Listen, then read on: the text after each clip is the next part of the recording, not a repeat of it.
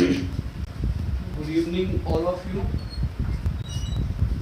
Last class में मैंने आप लोगों को बता दिया था कि मैं फ्रिक्शन, वैसे तो अगर हम देखें तो एक काफ़ी अच्छी बुक है एच सी वर्मा, जो मैं आप सभी लोगों से कहता हूँ कि उसके सवाल आपको करने चाहिए, आप उसको खरीद सकते हो। तो उसमें तो एक अलग चैप्टर दिया है, बट एनसीईआरटी में अलग चैप्टर नहीं दिया है।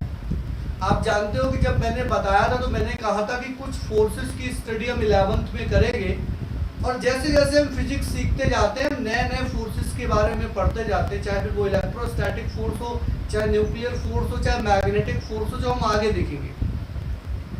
उसी कड़ी में एक नया फोर्स जुड़ रहा है, फ्रिक्शनल फोर्स। ये कब लगता है, इसके लगने के पीछे क्या कारण है, किन हालात में लगता है, ये सब बातें मैं आपको बताऊंगा। क्योंकि ये फोर्स है तो कोई नई थियरी हमको जरूरत नहीं पड़ेगी। अगर आपको लगता है कि इक्विलिब्रियम की बात है तो नेट फोर्स जीरो करिए। अगर आपको लगता है कि एक्सीलरेशन की बात है तो नेट फोर्स F बराबर ma करिए। तो there is a one good news कि इसको हम कैसे इसके सवाल करेंगे उसमें कोई नयापन नहीं है, वो सब कुछ पुराना है। और एक चीज हमको सीखनी है कि ये फोर्स कब लगता है, कितना लगता है, ये दो बातें हमको मेनली यहाँ पर सीखनी है। तो मैं एक एक करके आज बताऊंगा, और मे भी आज की क्लास थोड़ी सी लंबी हो। यूजुअली हमारी क्लास 1 घंटे की होती है, बट आज 1.25 घंटे तक जा सकती है।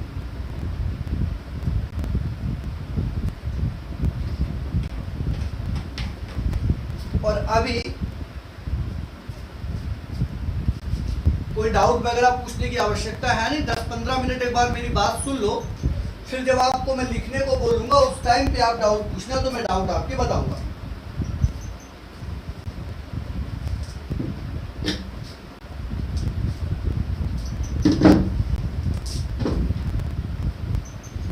थोड़ी सी यहाँ पर वो डेफिनेशन भी बताऊंगा जैसी किताबों में लिखी रहती है अपने सिंपल शब्दों में। और उसके अलावा 10 साल पढ़ाते हुए जितने भी बच्चे सेलेक्ट हुए हैं, जो भी मतलब उन सब चीज़ों से जब बात की मैंने, तो वो लोग फ्रिक्शन के बारे में क्या कहते हैं, या मेरे अनुभव से मैं क्या नई बात आपको बता सकता हूँ वो भी बताऊंगा। बट पहले तो हम बात करेंगे किताबों वाली, उसमें हमारा कोई खास नयापन आपको नहीं दिखेगा। तो पहली बात तो है प्यारे बच्चों किताबों वाली।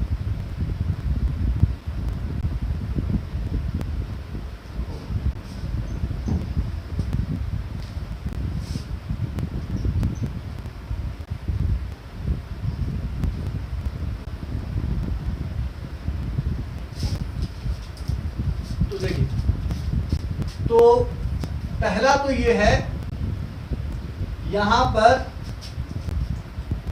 फ्रिक्शन की बात यहां पर ये है कि कब लगेगा। मैंने आप सब लोगों से बोला है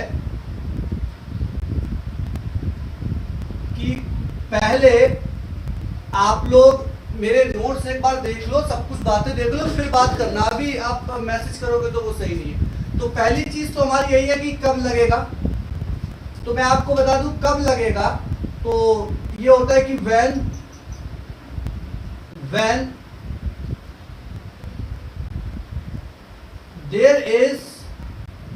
when there is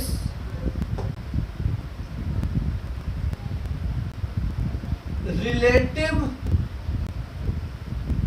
motion or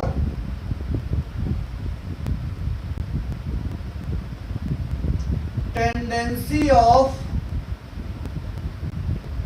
relative motion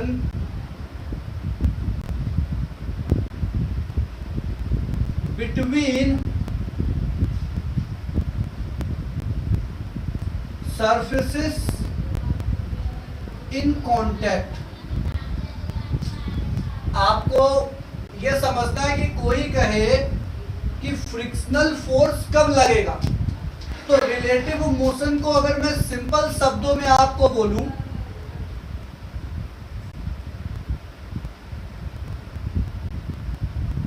तो इसको मैं हिंदी में लिखूंगा फिसलना, स्लिप होना। इसको इंग्लिश में आप वन सरफेस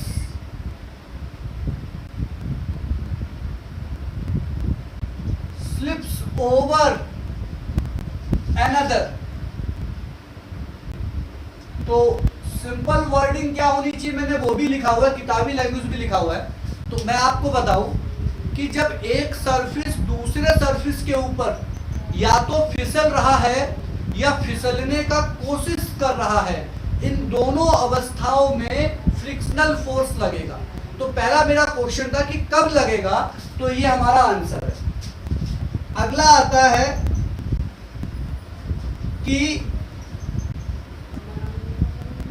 किस डायरेक्शन में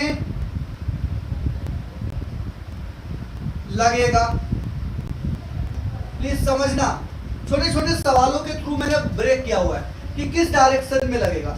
तो मैं बोलूंगा, आप ऐसे भी बोल सकते हो कि इसी का एक कंटिन्यूएशन में स्टेटमेंट है, ऐसे लिखा रहता है किताबों में, a tangential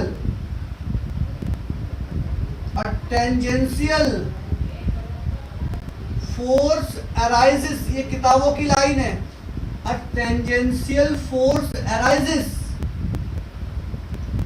in order to oppose relative motion or its tendency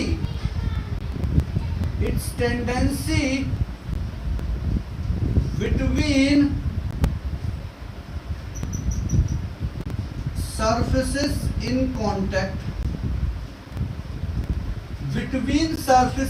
contact, तो मैंने क्या किया है कि किताबों के, जो अच्छी अच्छी किताबों के स्टेटमेंट है उनको ब्रेक कर रहा हूं। तो क्या होता है कि जब दो सरफेसेस के बीच में रिलेटिव मोशन है, स्लिपिंग है, तो एक फोर्स राइज होता है। जो पहली बात आपको समझना पड़ेगा, पहली बात टेंजेंशियल है, और किसके टेंजेंशियल है, to the surfaces in contact. कोई क्या किसके टेंजेंशियल है, to the surfaces in contact, और कैसा लगेगा, टू अपोज रिलेटिव मोशन और its tendency between surfaces in contact. मैं कुछ एग्जाम्पल के साथ आपको डायरेक्शन बताऊंगा और उसके बाद मैं बताऊंगा कितना लगेगा।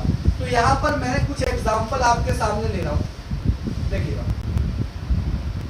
देखो एक और चीज, टेंडेंसी भी एक इंपॉर्टेंट शब्द है। यहाँ पर टेंडेंसी भी एक इंपॉर्टेंट शब्द है। कोई के टेंडेंसी का मतलब क्या है कि रिलेटिव मोशन हो नहीं रहा है पर हो सकता है, रिलेटिव मोशन हो नहीं रहा है पर हो सकता है। तो आप यहाँ पर देखिएगा, मैं पहला एग्जांपल आपके सामने बता रहा हूं। इस एग्जांपल में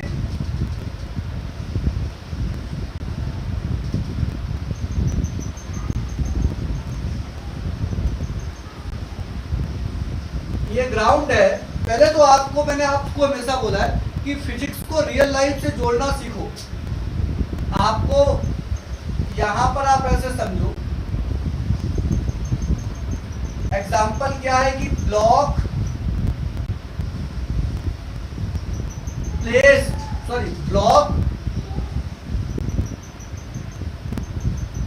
projected on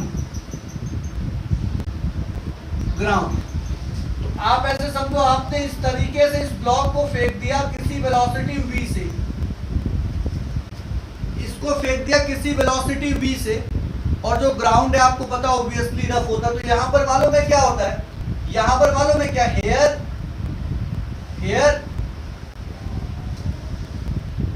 relative motion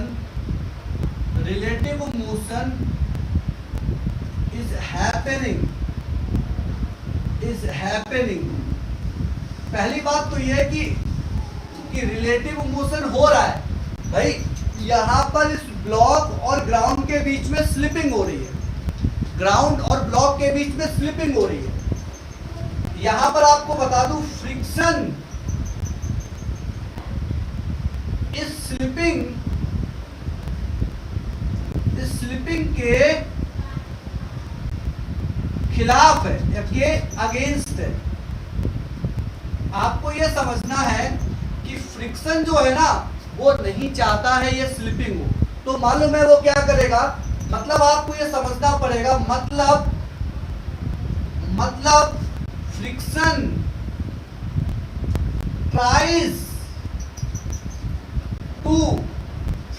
tries to equalize their velocity. याद रखना यहां पर एक मिसकॉन्सेप्ट डेवलप हो जाता है।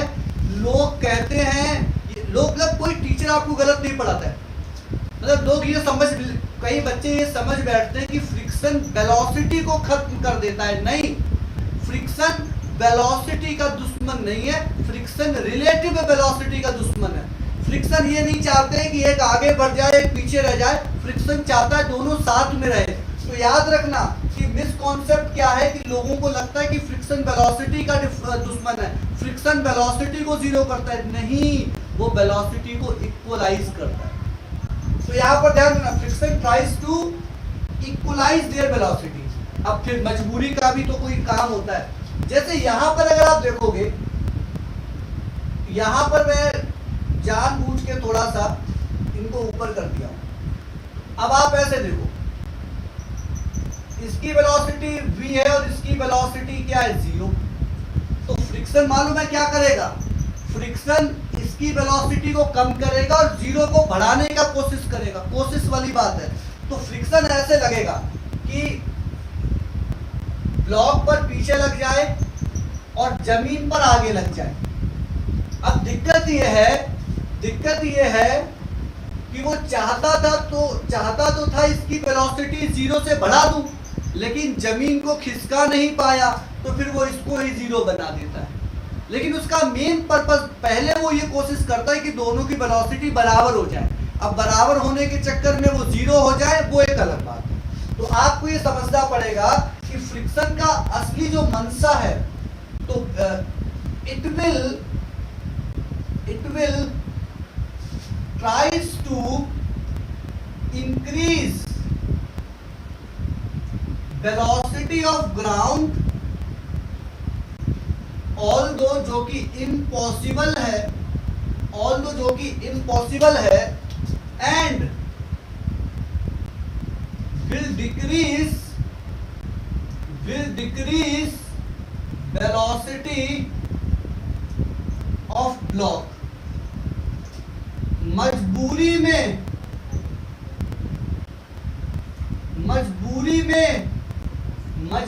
में फ्रिक्शन वेलोसिटी ऑफ ब्लॉक को जीरो कर देगा। तो फिलहाल मैं आप लोगों को यही समझाना चाहता हूं कि फ्रिक्शन के बारे में जो मिसकॉन्सेप्ट है उसे निकालो।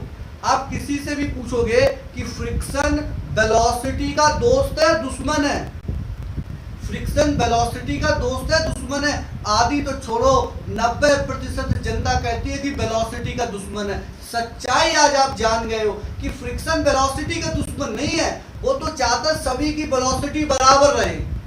मजबूरी में उसको कदम उठाना पड़ा कि उसे इसकी वेलोसिटी खानी पड़ गई, क्योंकि वो उसकी वेलोसिटी बढ़ा ही नहीं पाया। धरती कैसे हिला देगा, आप ये सोचो, धरती नहीं हिला सकता ना। तो ये आपका पहला एग्जाम्पल था जिसमें मैंने आपको बताया कि पहली चीज कोई कहे कि इस एग्जाम्पल में रिलेटिव मोशन हो रहा है या उसकी टेंडेंसी है, तो आप बोलोगे भैया हो रहा है। And what is the direction of friction, वो भी मैंने दिखाई है। एंड फ्रिक्शन क्या करना चाहता है, मैंने वो भी दिखाया। फ्रिक्शन क्या करना चाहता है, मैंने वो भी दिखाया। प्लीज इसको अच्छे से लिखो, then I will go to the next example. आज बातें बहुत होंगी और बड़ी बढ़िया होंगी।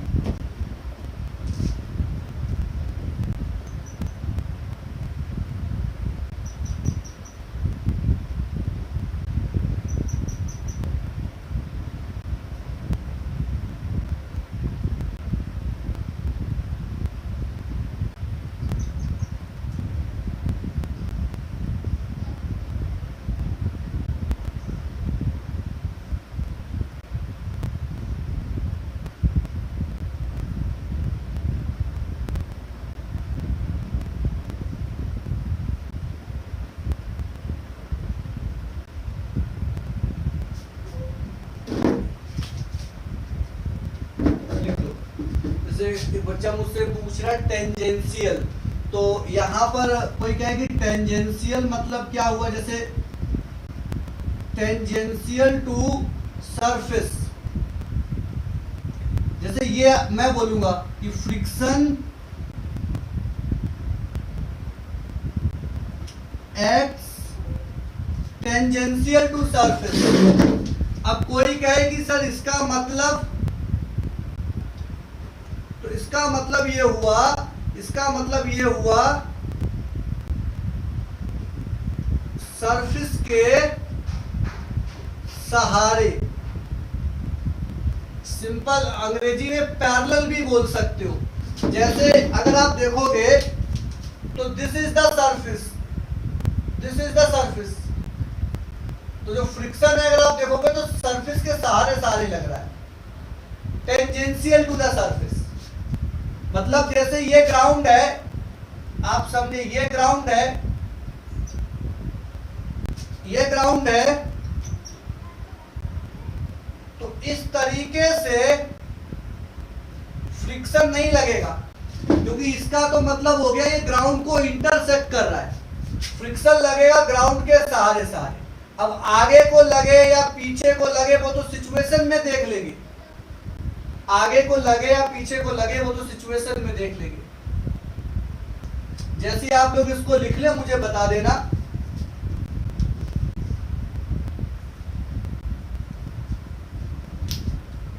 क्लियरिटी के मामले में सब कुछ पिक्चर एकदम क्लियर है, जिनको नहीं दिख रहा वो आप अपनी परेशानी दीजिए।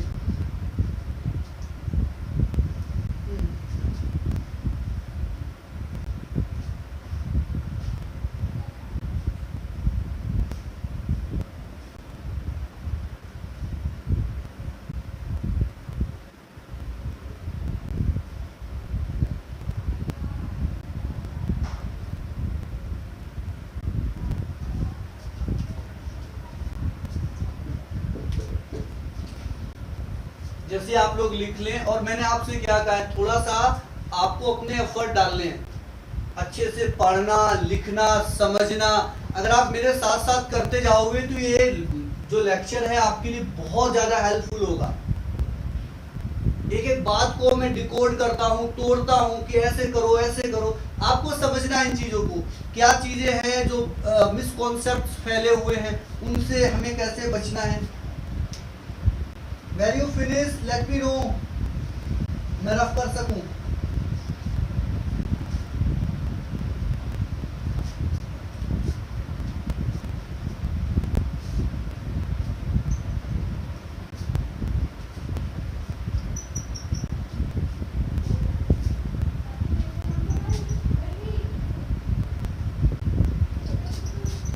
क्योंकि मैं एकदम सिंपल रख रहा हूं यार ये सब कि आपको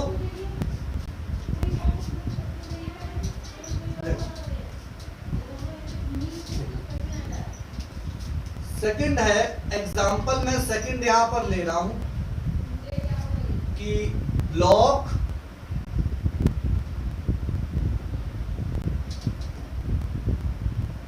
eight rest on rough incline plane, rough incline plane. तो इस पूरे सवाल की मैं चीरफाड़ करूंगा। जैसे ये मान लो एंगल थीटा है, दिस इज द ब्लॉक, और ये रफ इंक्लाइन प्लेन है।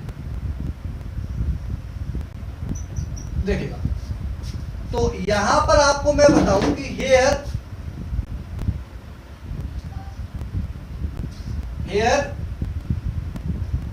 Slipping is not happening। पूरी बात समझना,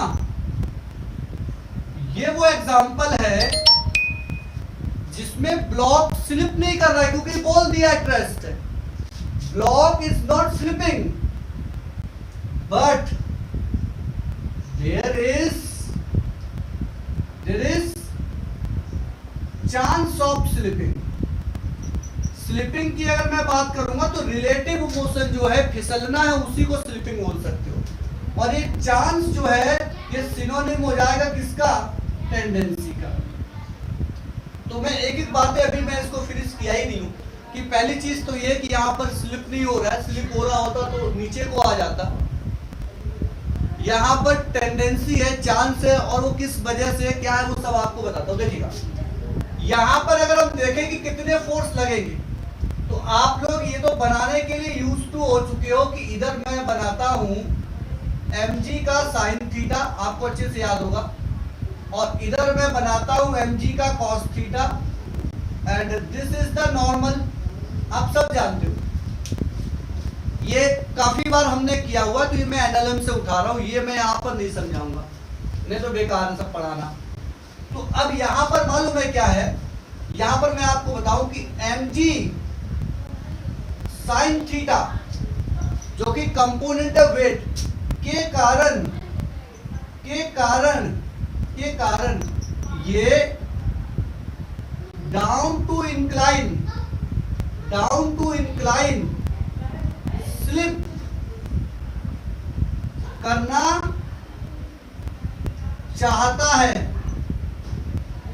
पर फ्रिक्शन के कारण रुका हुआ है। तो यहां पर बेसिकली मैं आपको ये समझाना चाहता हूं कि यहां पर मालूम है क्या होगा कि जो ये ब्लॉक है ना, ये अपने वेट की वजह से नीचे जाना चाहता है लेकिन नहीं जा पा रहा है, उसके पीछे कौन है, फ्रिक्शन।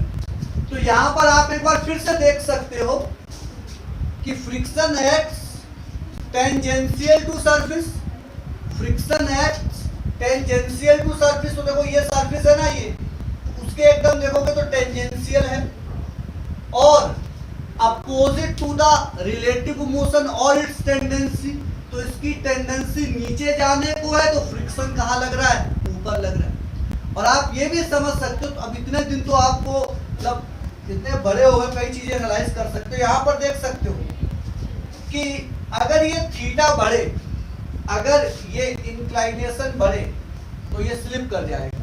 जैसे आप उदाहरण के तौर पर देख सकते हो,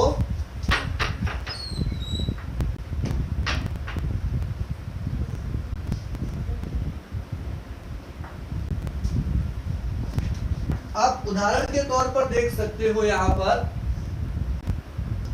कि अगर ये थीटा बढ़े, जैसे इंक्लाइनेशन बढ़े लाइक दिस, अगर ये इंक्लाइनेशन बढ़े लाइक दिस, तो स्लिप होने का जो खतरा है वो और भी ज्यादा बढ़ जाएगा। तो आपको ये भी समझ में आ गया होगा, अगर हम थीटा इंक्रीज करेंगे तो tendency of slip will increase. तो ये सब चीजें as a student, as a problem analyser and solver हमको समझनी है कि अच्छा यहाँ स्लिप नहीं हो रहा है, यहाँ टेंडेंसी है, और वो किस वजह से स्लिप होना चाह रहा है, वेट का एक कंपोनेंट है, रोक कौन रहा है, फ्रिक्शन रोक रहा है, और यहाँ पर टेंडेंसी किसके बेसिस पर है। तो आप देख ही रहे हो कि अगर मैं इसकी ढलान को बढ़ाने लग जाऊं, अगर मैं इसकी ढलान को बढ़ाने लग जाऊं तो स्लिप होने का जो खतरा है वो बढ़ जाएगा। ये mg sin थीटा यहां लिख देता हूं ताकि थोड़ा डायग्राम क्लियर हो। तो ये एग्जांपल नंबर 2 भी लिखो आप डिटेल में, और when you finish let me know, when you finish let me know. अभी तक मैं दो बातें क्लियर करना चाहता था कि स्लिपिंग हो रही है ये कैसे पहचानोगे, स्लिपिंग का चांस है ये कैसे देखोगे, फ्रिक्शन किस डायरेक्शन में लगता है, ये दो बातें मैं आपको क्लियर करना चाहता था।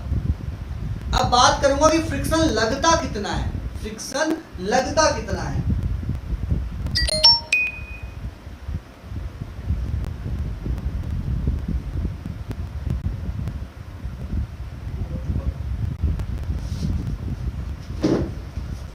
आपको ये वाला पोर्शन लिखना है। अब मैं थर्ड बात करूंगा और समझ लो, थर्ड बात करूंगा, आपको यही लिखना है, मैं 5 मिनट दूंगा। आपको ये पता चल गया कि फ्रिक्शन कब लगेगा, किस डायरेक्शन में लगेगा और कितना लगेगा। समझ लो आप 90% फ्रिक्शन हो गया। करो सवाल, कोई कठिन नहीं है। जब आप हर फोर्स के बारे में सब कुछ जानते हो तो सवाल करने में क्या है।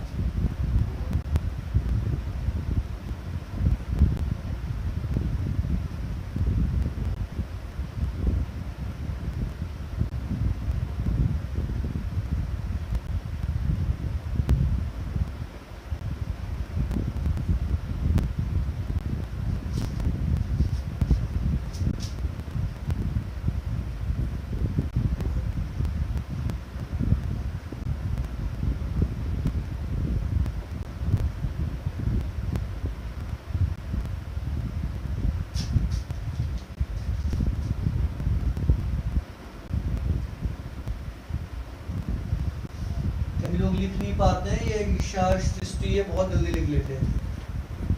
मैं रुका हुआ हूँ, आप आराम से लिखो, फिर मैं आगे चलूंगा।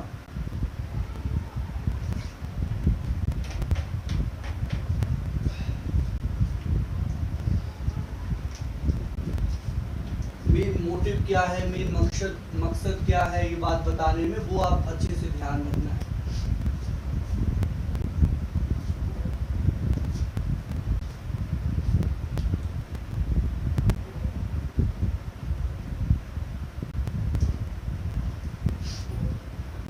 इस वाले मतलब हर पार्ट को बड़ी हिसाब से संजीदगी से हमें पढ़ना है।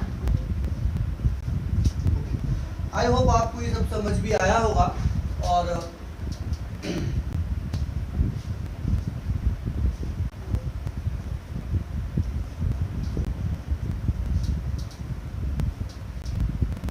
ठीक है, तो चलिए अब कुछ देर आप लोग मुझे मैसेज मत करना। अच्छा, कितना लगेगा ये उतना सिंपलिस्टिक नहीं है। एक्चुअली होता क्या, मैं आपको बताऊं कि फ्रिक्शन ना दो प्रकार का होता है। फ्रिक्शन के दो टाइप होते हैं। पहला होता है काइनेटिक फ्रिक्शन, इसको लोग डिनोट ऐसे कर देते हैं एफ के से। एफ फॉर फ्रिक्शन और सफिक्स में के लगा दिया, काइनेटिक फ्रिक्शन। डायरेक्शन का तो कोई इशू नहीं है, देखो ये इजी भी है। तो काइनेटिक फ्रिक्शन की मैं अगर आपको बात बताऊं तो पहली बात तो ये कि it acts when slipping is happening.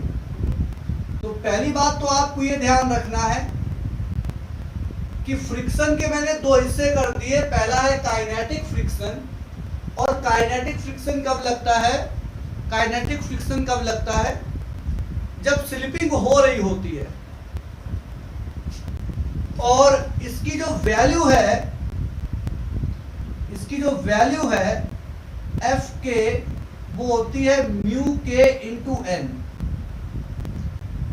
ये इसकी वैल्यू है, ये इसकी वैल्यू है। तो यहां पर अगर आप देखोगे ये इसकी वैल्यू है। और एक और चीज आपको बता दूं, यहां पर n होता है, कोई कहे n क्या है यहां पर, तो n जो है वो है normal between surfaces where friction acts. थोड़ा ध्यान से समझना हर चीज। जैसे हो सकता है किसी एक बॉडी पर कई सारे नॉर्मल लग रहे हों, हो सकता है एक बॉडी पर कई सारे नॉर्मल लग रहे हैं, उसमें कोई शक वाली बात नहीं है। एक बॉडी पर मल्टीपल नॉर्मल भी लग सकते हैं, आप जानते ही हो। लेकिन आपको इस फॉर्मूले में वो नॉर्मल रखना है, आपको फॉर्मूले में वो नॉर्मल रखना है जो उन सरफेसेस के बीच में लग रहा है जिनके बीच के फ्रिक्शन की हम बात कर रहे हैं।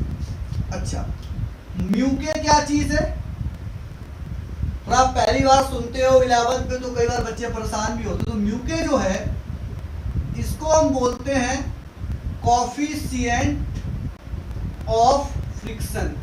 या पूरा नाम लिख सकते हो, काइनेटिक फ्रिक्शन। और इसकी जो वैल्यू होती है वो होती है वैसे 0 से 1 के बीच में। इसकी जो वैल्यू होती है वो होती है 0 से 1 के बीच में।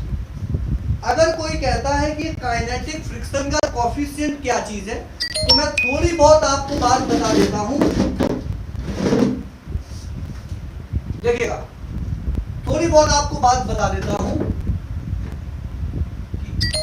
म्यू ज्यादा मतलब फिसलन कठिन। म्यू ज्यादा तो मतलब आप ऐसे समझ लो कि फिसलन जो है ना कठिन हो जाएगा। जैसे मैं आपको कुछ एग्जांपल की बात करूं, आपको कुछ एग्जांपल की बात करूं,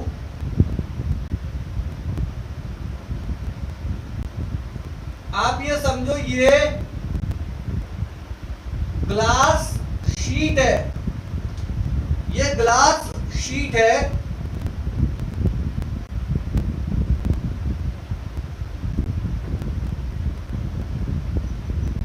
और इसके ऊपर वुडन ब्लॉक है। ये पहला केस आपके सामने मैं बता रहा हूं। तो मैं पहला जो पेयर ले रहा हूं उसमें ग्लास शीट है और उसके ऊपर वुडन ब्लॉक रखा हुआ है। उसके ऊपर अगर आप देखोगे तो वुडन ब्लॉक रखा हुआ है। और दूसरा मैं आपको एग्जांपल बताता हूं, दूसरा मैं आपके एग्जांपल बताता हूं कि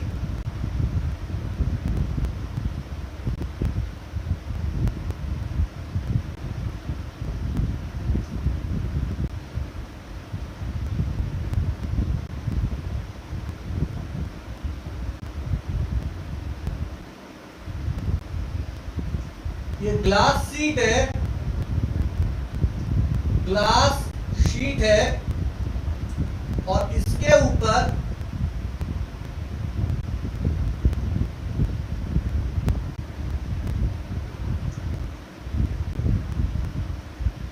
ग्लास ब्लॉक है। तो मैं आपको बता दूं कि ग्लास शीट के ऊपर, ग्लास शीट के ऊपर ये वुडन ब्लॉक बहुत इजीली फिसलता है। और यहां पर ग्लास शीट के ऊपर ग्लास का जो ब्लॉक है वो चिपक सा जाएगा। आप प्रैक्टिकल करके देख सकते हो, कभी आपको अगर रियल लाइफ में मौका मिले तो मैं आपको ये बोलूंगा कि इन दोनों के बीच में अगर म्यू2 है और इन दोनों के बीच में म्यू1 है, तो ये जो म्यू1 है ना ये क्या होगा, कम होगा, और ये क्या होगा, ज्यादा होगा। हमारे सिलेबस में, स्पेशली 11th के सिलेबस में म्यू के बारे में ज्यादा डिटेल है नहीं, ज्यादा हमको पढ़ना नहीं है। बट मैं आपको ये बता सकता हूँ, ये इस बात पर डिपेंड करता है कि किस टाइप का सरफेस किस टाइप के ऊपर स्लिप कर रहा है। जैसे ग्लास और ग्लास तो चिपक से जाएंगे, तो ग्लास और ग्लास के बीच में स्लिपिंग टफ होती है। ऐसा आपको लग रहा है ना ग्लास के ऊपर आप ग्लास इजीली स्लिप करेगा, ऐसा नहीं होता है। तो फिलहाल तो आपको ये तो मैंने एक्स्ट्रा डिटेल दे दिया, आपको बस इतना समझना है this is coefficient of kinetic friction, जिसकी वैल्यू 0 से 1 होती है। काइनेटिक फ्रिक्शन कब लगता है, जब असलियत में स्लिपिंग हो रही हो और इसकी वैल्यू फिक्स है, इसकी वैल्यू फिक्स है। ऐसे इसका जो अगला पार्ट है जिसको बोलते हैं स्टैटिक फ्रिक्शन, और स्टैटिक फ्रिक्शन को सिंबल दे दिया है F सफिक्स में S। तो इसमें हमको यार थोड़ा सा ज्यादा ध्यान देना पड़ेगा, थोड़ा सा ज्यादा ध्यान देना पड़ेगा in comparison to previous word. तो कोई कहे क्यों, मैं आपको बताता हूँ। स्टैटिक फ्रिक्शन जो है ना, सबसे पहली बात, एक्स when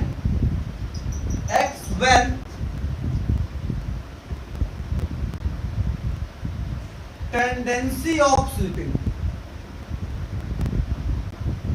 मतलब आपको समझना है कि ये तब लगेगा जब स्लिपिंग हो नहीं रही है, हो सकती है। दूसरी बात यह है सेल्फ एडजस्टेबल इन मैग्नीट्यूड। ये बात थोड़ी भारी भरकम है, एक आध एग्जांपल से ही मैं अच्छे से क्लियर कर पाऊंगा कि सेल्फ एडजस्टेबल है इन मैग्नीट्यूड। और कोई कहे कि भैया इसकी वैल्यू क्या होती है, तो मैं बोलूंगा इसकी कोई फिक्स वैल्यू इसकी कोई फिक्स वैल्यू नहीं है, सिचुएशन पर डिपेंड होता है। लेकिन फिर भी इसकी रेंज है 0 से लेके μsn तक कुछ भी हो सकता है। इस स्पेस को मुझे अच्छे से यूज करना है, इसीलिए मैं नहीं बताऊंगा नॉर्मल क्या है। जो नॉर्मल है ये between the surfaces in contact है, जिनके बीच में हम फ्रिक्शन की बात करेंगे।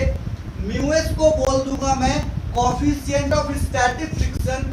आपको एक बात ये बता सकता हूं कि जो म्यूएस होता है वो म्यू के से थोड़ा सा ज्यादा होता है, बहुत ज्यादा नहीं होता, थोड़ा सा ज्यादा होता है। जैसे अगर एक 0.7 है तो एक 0.8 हो जाए, इस टाइप से होता है। और दोनों का ही वैल्यू मैं आपको बता दूं, म्यूएस भी 0 से 1 होगा, म्यूएस भी 0 से 1 होगा, कोई 1 से ज्यादा नहीं हो सकता। अच्छा, और कोई कहे ये क्या चीज है, तो आप ये देख सकते हो, ये जो है ना, this is maximum value of static friction. और इसी को कई बार लोग क्या बोल देते हैं, लिमिटिंग फ्रिक्शन। कोई क्या लिमिटिंग फ्रिक्शन क्यों बोल देते हैं कि भाई कि मतलब इससे ज्यादा नहीं लग सकता। लिमिटिंग फ्रिक्शन इसलिए बोल सकते हैं कि ये फ्रिक्शन की लिमिट है, इससे ज्यादा नहीं लग सकता। आपको खुद ही समझना है, ये मैथमेटिकल रिलेशन क्या बता रहा है, 0 से ज्यादा होगा, इससे कम होगा। भैया इससे ज्यादा नहीं हो सकता ना, तो this is the maximum value, this is the minimum value. Obvious सी बात है, मैक्सिमम वैल्यू को ये लोग क्या बोल देते हैं, लिमिटिंग फ्रिक्शन। ऐसा करो, आप लोग इसको एक बार लिख लो, फिर एग्जांपल में इसको और क्लियर करता हूँ, समझ के लिखना। इसके साथ अच्छी बात यह है कि इसकी वैल्यू फिक्स है, इसकी वैल्यू एडजस्टेबल है। एक बार आप अच्छे से लिख लो, फिर मैं आपको बताता हूँ। मैं आपको 5 मिनट से ज्यादा नहीं दे पाऊंगा, 5 अच्छे से लिखो, समझ के लिखो, 5 मिनट ब्रेक समझ लो।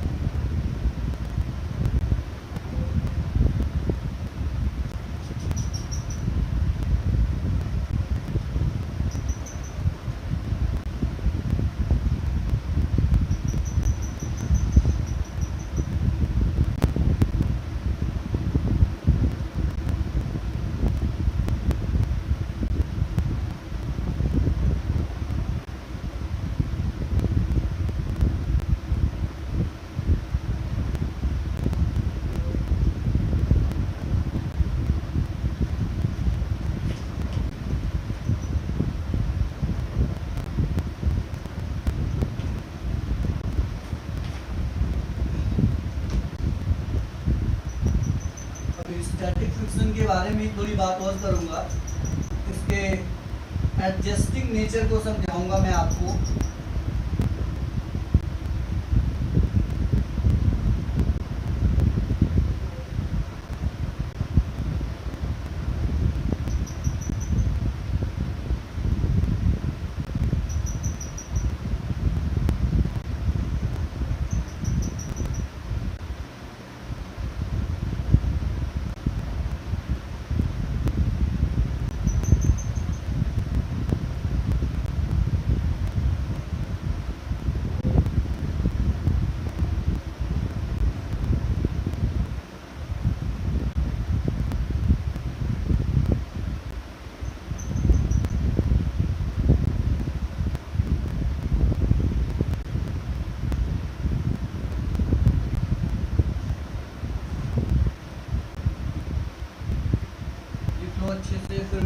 करता हूँ।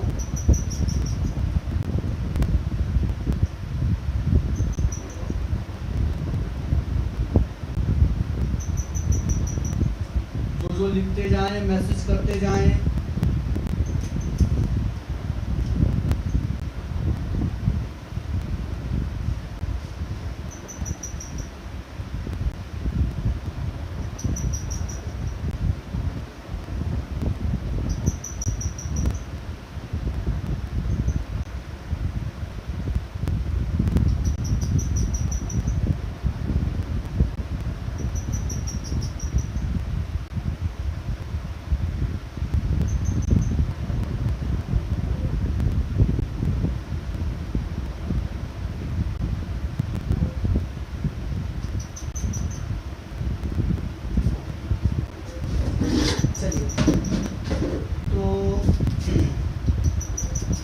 ठीक है भाई, ठीक है। तो इसको मैं रफ करता हूँ।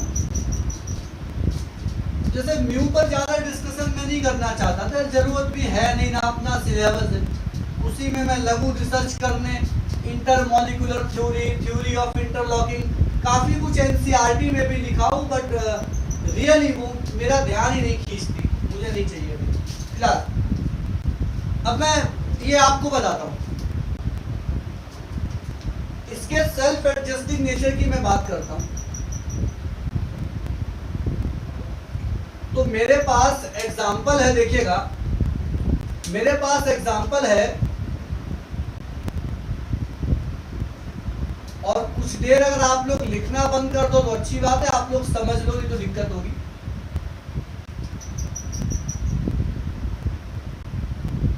हमसे पूछा है कि फ्रिक्शन कितना लगेगा, ये पूछा है, और इन सरफेसेस के बीच में म्यूएस दिया हुआ है 0.4। ये कोफिशिएंट ऑफ स्टैटिक फ्रिक्शन है, this is coefficient of kinetic friction. और यहां पर अगर आप देखोगे, इसका जो मास है वो 10 kg है, और इधर से हमने फोर्स लगाया हुआ है 8 न्यूटन, ठीक है ना। और हमसे कोई कहता है कि फ्रिक्शन का वैल्यू बताओ, तो कैसे कैलकुलेट करते वो मैं आपको बताऊंगा। सीरीज ऑफ एग्जांपल्स में आपके सामने लाने वाला हूं, छोटे छोटे series of examples, series of examples. देखिए सबसे पहले आप क्या करें कि भैया ये नीचे की तरफ वेट लग जाएगा m इंटू जी 100, मैंने g को 10 मीटर पर सेकंड स्क्वायर ले लिया है। इसका इधर लिख देता हूं मास, ऊपर को इसमें नॉर्मल लगेगा। अब जो मेरे सामने सिचुएशन है, सॉरी जो मेरे सामने डायग्राम है, उस डायग्राम के अकॉर्डिंग या तो ये आगे जाएगा या आगे जाने की कोशिश करेगा, तो फ्रिक्शन जो है वो पीछे लग जाएगा,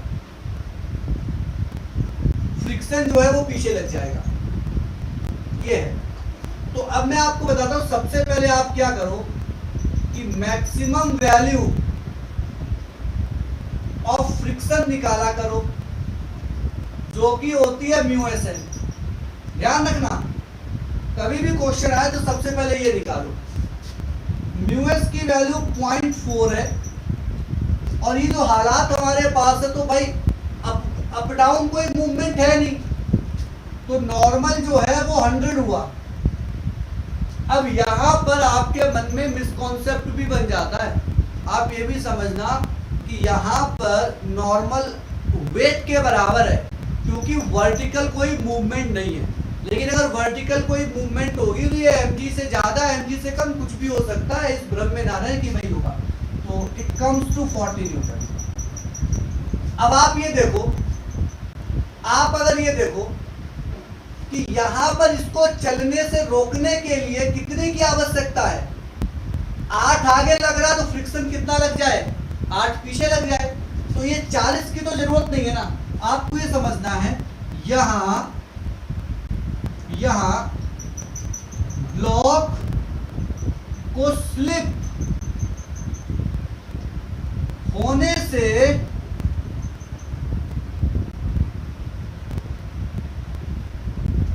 रोकने के लिए ओनली 8 न्यूटन की रिक्वायरमेंट है। तो आप यहां पर ये समझो कि यहां पर जो फ्रिक्शन है ना वो 40 तक लग सकता है, because it is its maximum value. लेकिन रोकने के लिए, अब समझना, बाद में पूछोगे ऐसा क्यों हुआ, रोकने के लिए 8 न्यूटन की रिक्वायरमेंट है। तो फ्रिक्शन सेल्फ एडजस्ट होगा और 8 न्यूटन ही लगेगा। तो कोई कहेगा फ्रिक्शन कितना है, तो मेरा आंसर होगा 8 न्यूटन। और अगर आप फॉर्मूले पे चिपके रहे कि अरे म्यू एन, तो आप समझो, तो मैंने बराबर म्यू एन नहीं लिखा था, मैंने कहा था म्यू इंटू एन या mu s into N is the maximum value of friction. कितना लगेगा वो सिचुएशन पर डिपेंड करता है। ये भाई, ये जो फोर्स है ना, ये सेल्फ एडजस्टिंग नेचर का है। ये जो फोर्स है ना, ये सेल्फ एडजस्टिंग नेचर का है। अब जरा देखना, इसी में मैं एक एग्जांपल आपके सामने और करता हूं। मान लो ये एग्जांपल ए था, सेम टाइप ही है, एग्जांपल बी करता हूं। और यहां पर मैंने क्या किया, तो यहां कैलकुलेशन आपकी थोड़ी कम हो जाएगी।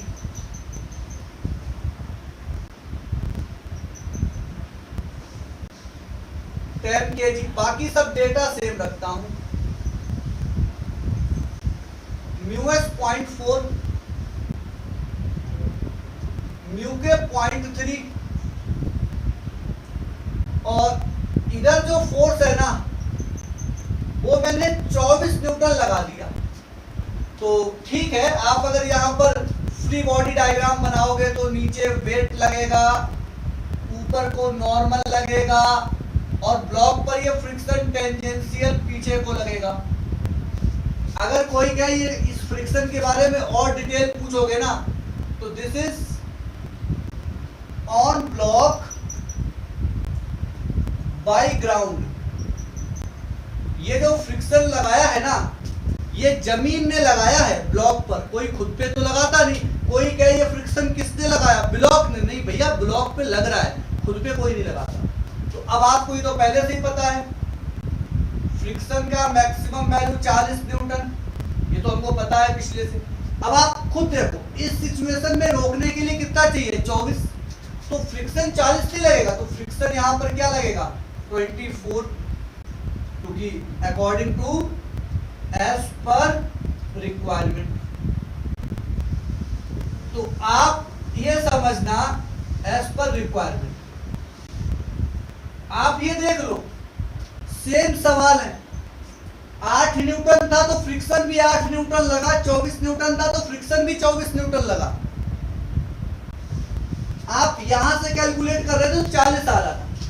अगर इसी में मैं एक एग्जांपल और कर दूं, सी, एक एग्जांपल और कर दूं, सी,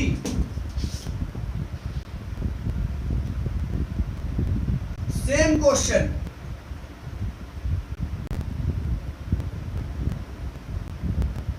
म्यू एस 0.4, म्यू के 0.3,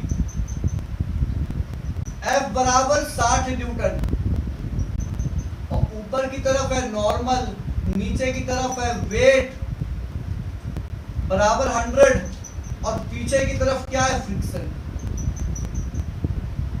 ठीक है, अगर ऐसा सवाल आता है हम तो वही करेंगे।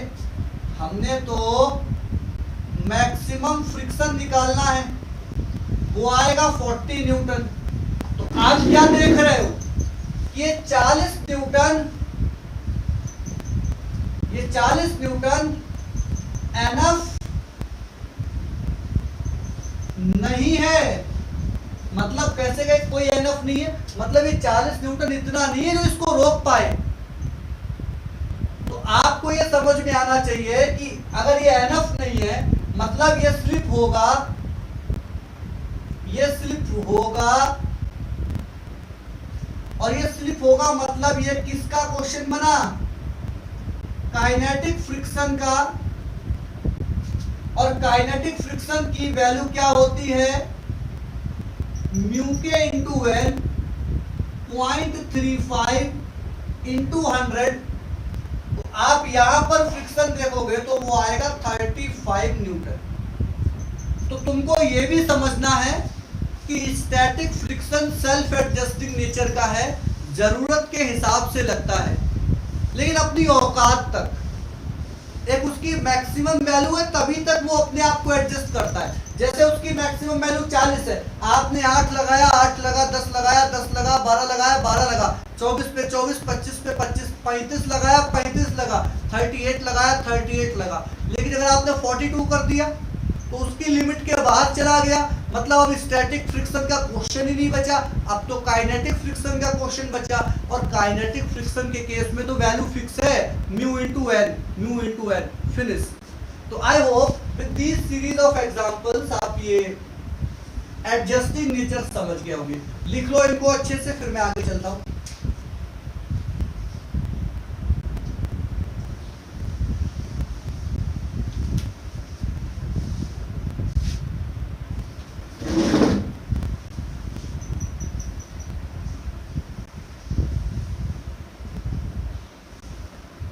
लिख लो, मैं थोड़ी देर वेट कर रहा हूं।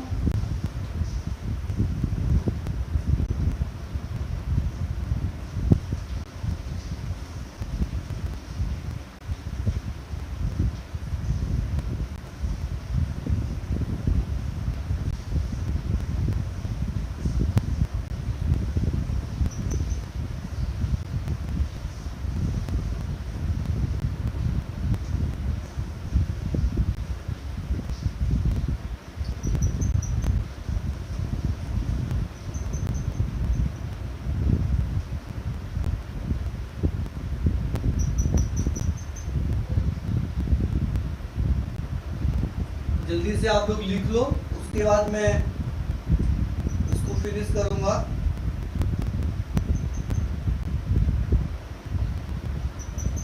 कुछ 2-4 एग्जांपल आपको कराता हूं, काइनेटिक फ्रिक्शन के भी, स्टैटिक फ्रिक्शन के भी।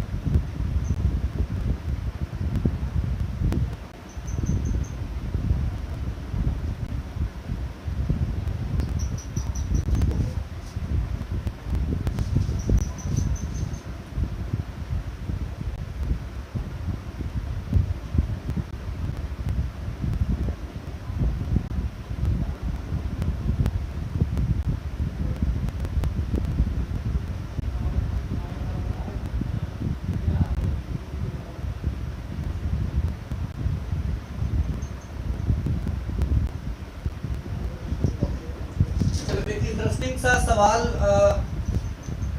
आप लोगों में से आया है, और मैं उसको भी यहाँ पर शामिल करता हूँ, फिर आगे चलता हूँ। एक बच्चे का बड़ा प्यारा सा सवाल आया था कि काइनेटिक फ्रिक्शन स्टैटिक से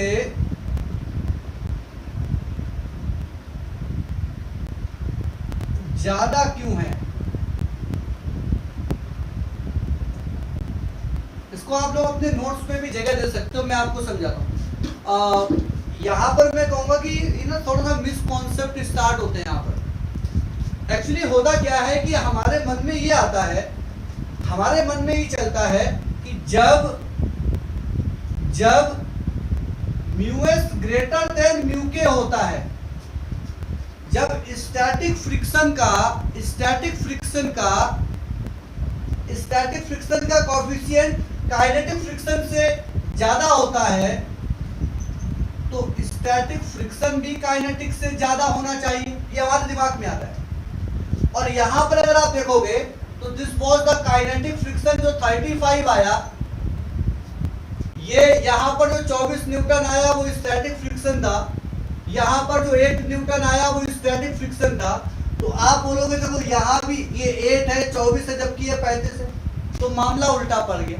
तो मैं आपको बोलूं कि मैं कभी नहीं कहता हूं कि स्टैटिक फ्रिक्शन काइनेटिक से ज्यादा होगा, ये गलत है, ये रॉन्ग है, ये रॉन्ग है, बिकॉज ये रॉन्ग है। आप ये नहीं कह सकते because Fs has so many values। आपको समझना है कि स्टैटिक फ्रिक्शन के पास तो ढेरों वैल्यूज होती हैं, तो आप कंपेयर नहीं कर सकते काइनेटिक से। आप एक बात पक्का बोल सकते हो कि स्टैटिक फ्रिक्शन की जो मैक्सिमम वैल्यू है वो काइनेटिक फ्रिक्शन से ज्यादा होती है, ये बात करेक्ट है। तो देखो मैक्सिमम वैल्यू 40 है और ये 35 है, कम आया या नहीं आया? तो आप ये समझना कि never say static friction kinetic से ज्यादा होता है। आप हमेशा क्या बोलोगे? स्टैटिक फ्रिक्शन की मैक्सिमम वैल्यू काइनेटिक फ्रिक्शन से ज्यादा होती है। सही बोलोगे तो सही करोगे, बार बार गलत बोलोगे तो दिमाग में वो मिसकॉन्सेप्ट और स्ट्रॉन्ग हो जाएगा। नेवर से कि value of static friction is greater than kinetic friction, because static friction is so many values, it can be greater, it can be lesser, it can be equal. तो आपको ये समझना पड़ेगा कि अगर आप इसका सही वर्जन मुझसे जानना चाहते हो तो यहाँ पर मैं ये बोलूंगा स्टैटिक और काइनेटिक में मैं कोई भी बात नहीं बोल सकता हूँ भाई। बराबर भी हो सकता है, ज्यादा भी हो सकता है और कम भी हो सकता है, क्योंकि इसकी तो वैल्यू ही अलग अलग है ना। आपने यहाँ 35 लगाया होता ना तो ये 35 ही हो जाता और देखो काइनेटिक के बराबर हो जाता। तो आपको थोड़ा समझना पड़ेगा, ये वाला पॉइंट भी अच्छे से लिखो, फिर मैं क्वेश्चन में जाऊंगा। ये नोट पे जरूर लिख लेना कि never say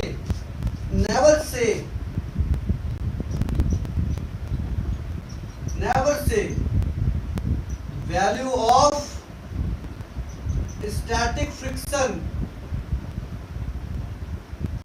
is more than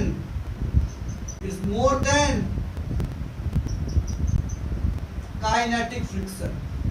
कभी भी ये मत बोलना प्यारे बच्चों, कभी भी ये मत बोलना। और इन चीजों को भी अपने नोट्स पे जगह दो अच्छे से।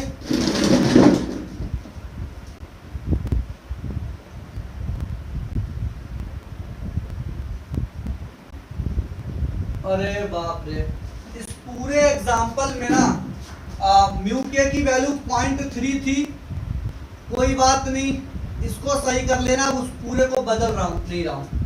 वैल्यू 0.3 थी, मैंने 0.35 ले ली, कोई बात नहीं, अब ले ली तो ले ली ना।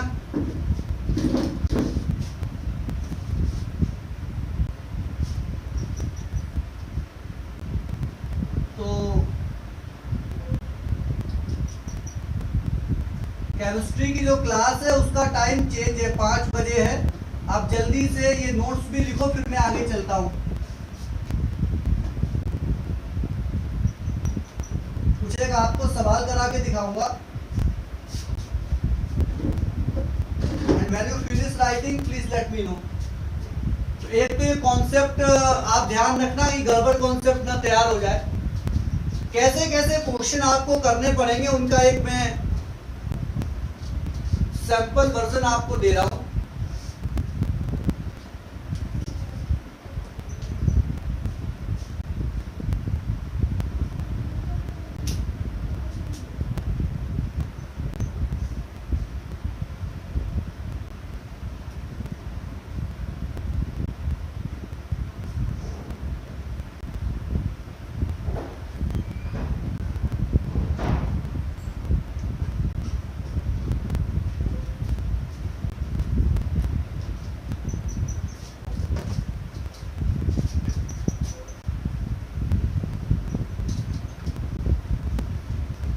छोटे मोटे सवाल मैं आपको कराता हूँ, देखिएगा। तो सैंपल क्वेश्चन है तीनों ही, 10-15 क्वेश्चन मैं आप लोगों को होमवर्क में भी दूंगा। तो पहला सवाल ये है कि block projected on rough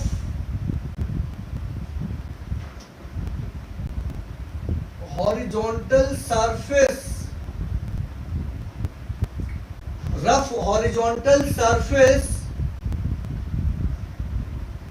with 20 meter per second, find distance covered before it stops। ज्यादा कठिन सवाल नहीं है, इसीलिए आप एक बार अच्छे से समझो। और कोई भी क्वेश्चन है ना यार, उसका एनालिसिस बहुत जरूरी होता है। आप समझ ही नहीं पाओगे तो फिर फायदा क्या करने का। तो यहां पर आप ऐसे देख लो, क्या सवाल में दिया हुआ है, ये ब्लॉक है यार। मास वगैरह दिया नहीं तो मान लेंगे, सवाल में दिया ही नहीं था मास, तो मैं क्या कर सकता हूं। तो यहां पर आप ऐसे समझ लो, ये म्यू दिया हुआ है हमको 0.4। और ऐसा भी होता है कई बार क्वेश्चंस में, ध्यान से सुनना, आप बीच में कमेंट करोगे तो अच्छा नहीं लगता है। क्वेश्चंस में स्पेसिफाइड नहीं होता है कि ये म्यू एस है या म्यू के, तो आप दोनों मान लेना, बराबर ही मान लेना दोनों। तो यहां पर आपने इसको फेंका 20 मीटर पर सेकंड से, और जैसे जैसे ये आगे जाएगा इसकी वेलोसिटी आप देखोगे कम होती जाएगी। जैसे 20 से 10 होगी और फिर कभी आके ये रुक भी जाएगा। ये रेस्ट है। तो रेस्ट का मतलब ये हो गया कि इसकी फाइनल वेलोसिटी 0 है, और ये जो है ना इसकी इनिशियल वेलोसिटी, क्वेश्चन एनालाइज कर लूं एक बार अच्छे से, और ये डिस्टेंस हमसे पूछी हुई है। देखिएगा भाई, फ्रिक्शन यहां पर क्या करेगा, वेलोसिटी घटाएगा 20 से 19, 18, 17 ऐसे करके 0। तो ये इनिशियल वेलोसिटी हो गई, ये फाइनल वेलोसिटी हो गई। यहां पर फ्रिक्शन लगेगा पीछे, और फ्रिक्शन होगा काइनेटिक। तो आपको पहला तो क्या काम है ना, कि सवाल देखा और ठप्पा लगा देना है कि ये काइनेटिक फ्रिक्शन का सवाल है। क्यों? क्योंकि यहां स्लिपिंग हो रही है, काइनेटिक फ्रिक्शन का सवाल है। इसमें मुझे मास वगैरह नहीं दिया था, कोई बात नहीं, तो मैंने इसका मास m मानते हुए mg ले लिया, ऊपर को n ले लिया। तो यहाँ पर आपको ये भी समझना है कि what is friction is doing. Friction यहाँ पर रिटार्डेशन प्रोवाइड कर रहा है। तो आपको समझना है फ्रिक्शन इज प्रोवाइडिंग रिटार्डेशन। और आप सब जानते हो रिटार्डेशन क्या होता है, नेगेटिव ऑफ एक्सीलरेशन। तो यहां पर कोई कहेगा एक्सीलरेशन क्या होगा, तो माइनस, क्योंकि रिटार्डेशन है अपोजिट टू द वेलोसिटी।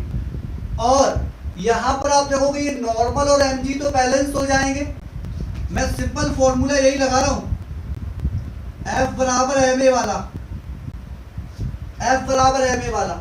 तो यहां पर आप ये देखो कि ये दोनों बैलेंस है, तो जो फोर्स एक्सीलरेट कराएगा वो F के है, मास m है, एक्सीलरेशन a है।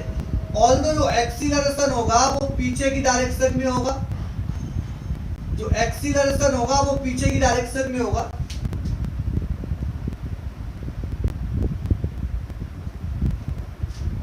और यहां पर ये फ्रिक्शन की वैल्यू क्या हो जाएगी, म्यू इंटू एन बराबर है में। तो यहां पर अगर आप देखोगे ना तो म्यू के की वैल्यू हो जाएगी 0.4, अरे नहीं दिया चलता है। वर्टिकल कोई मूवमेंट नहीं है तो नॉर्मल और mg बराबर ही होंगे। हर चीज का ध्यान रखना है, ये कैसे हो गया, m इंटू m से m गया, g को मैं 10 ले लूं तो ये 4 मीटर पर सेकंड स्क्वायर हो जाएगा। तो एक तरीके से देखो, इनिशियल वेलोसिटी है, फाइनल वेलोसिटी है, एक्सीलरेशन है, डिस्टेंस चाहिए। तो ये फॉर्मूला लगा दिया ये वाला, फाइनल वेलोसिटी 0, ये 400, ये माइनस में, तो यहां से जो s आ जाएगा वो 50 मीटर आ जाएगा, जो कि आंसर है। तो मैं आपको यहां पर यह भी बता दूं कि मैंने जितना अभी तक देखा है काइनेटिक फ्रिक्शन के ज्यादातर सवाल काइनामेटिक्स में घुस जाते हैं। काइनेटिक फ्रिक्शन, जैसे अगर कोई कहे इस सवाल में क्या हुआ है, तो हम बोलेंगे इस सवाल में हम काइनेटिक फ्रिक्शन से काइनामेटिक्स की तरफ चले गए। काइनेटिक फ्रिक्शन से काइनामेटिक्स की तरफ चले गए, तो आंसर यहां पर 50 मीटर आएगा। हर सवाल का एक टीयर डाउन करना पड़ता है। अगला जैसे सवाल मैं आपको दूं, ये भी इजी पीजी सवाल है, देखिएगा।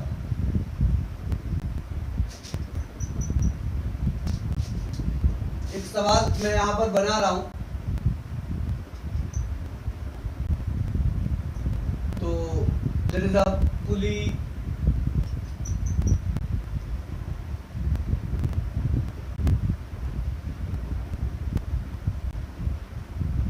ये यहां पर म्यू दिया हुआ है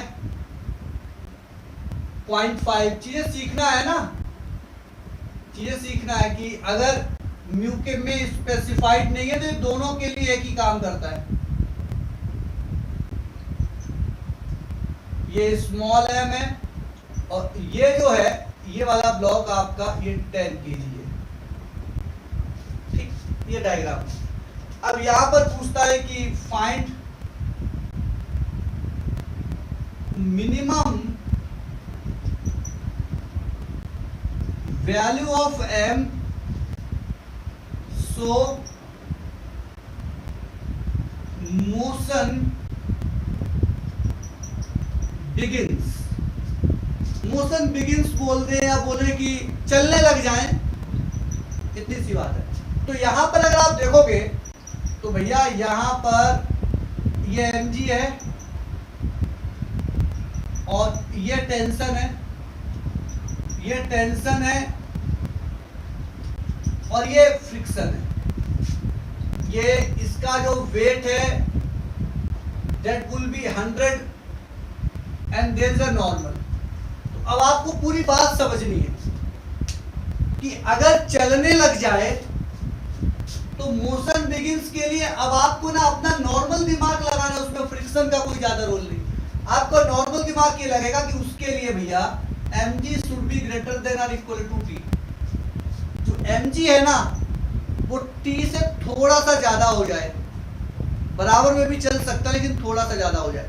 और सेकंड चीज, ये चले तो इसको चलने के लिए जो टेंशन है should be equals to maximum value of friction.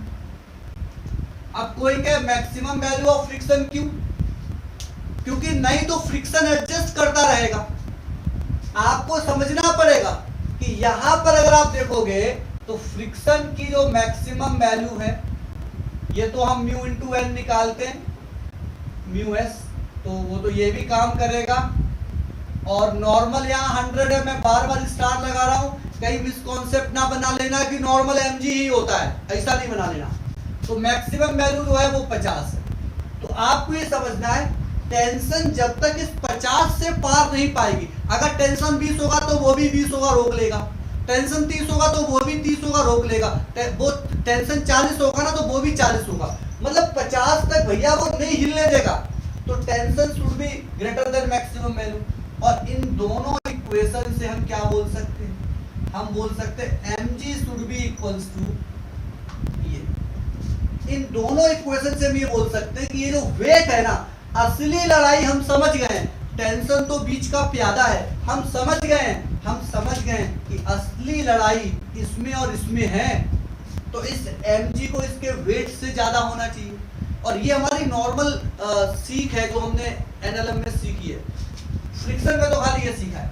तो m ये 10 should be greater than 50, m should be greater than क्या होगा 5 यूनिट 5 kg। तो हम ऐसे ऐसे बोलेंगे, इसका देखो मतलब क्या हुआ, इसका मतलब ये हुआ जो इस ब्लॉक का मास है वो 5 केजी या 5 केजी से अधिक। भैया मैथ को बोलोगे कैसे, ये भी तो देखो। व्हाट इट मींस कि ये मास है ना, ये 5 केजी या 5 केजी से अधिक, लेकिन यहाँ पर हमसे क्या पूछा है, मिनिमम वैल्यू। तो मिनिमम वैल्यू इसकी 5 केजी होगी। आपसे मिनिमम वैल्यू पूछी है ना, तो 5 केजी। हम बोलेंगे वैसे तो 5 किलो से कम नहीं चलेगा, इसका मतलब है 5 किलो से कम नहीं चलेगा, मतलब मिनिमम वैल्यू 5 किलो होगी। तो these are the two sample questions, आप थोड़ा इनको देखो समझो, कोई डाउट हो तो पूछो। With this tata bye bye, and मैं होमवर्क भी दूंगा आपको, कम से कम 10-15 सवाल।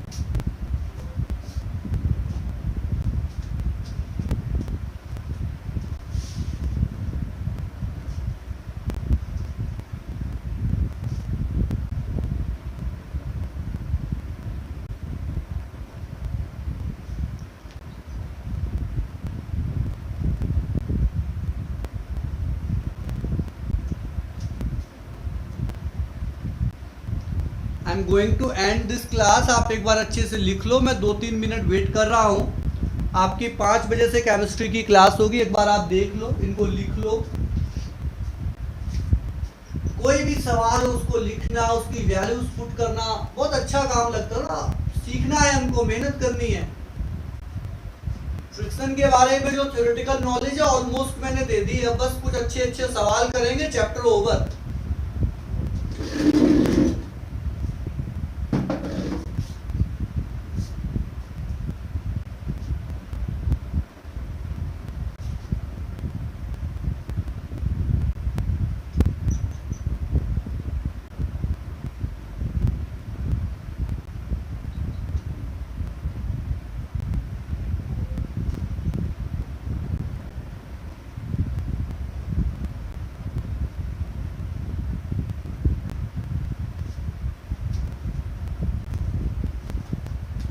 एक बच्चे का डाउट आया है,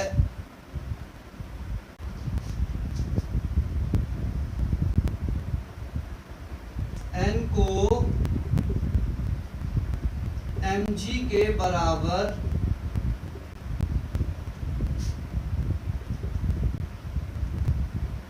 क्यों नहीं बोलना है।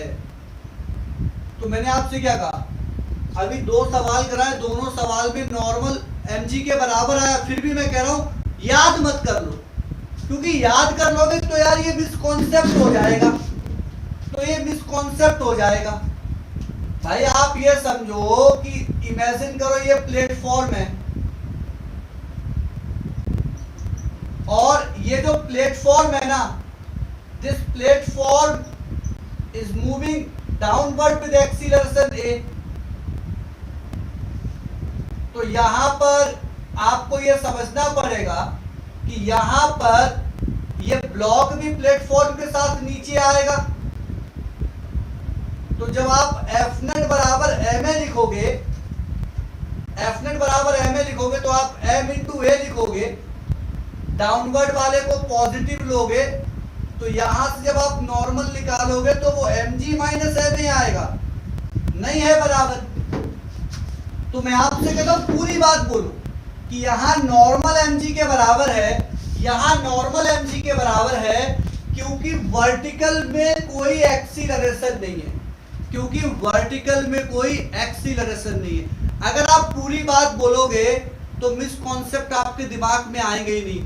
आधा अधूरा ज्ञान सबसे खतरनाक होता है, ये ध्यान रखना। कम पढ़ो लेकिन पूरा पढ़ो।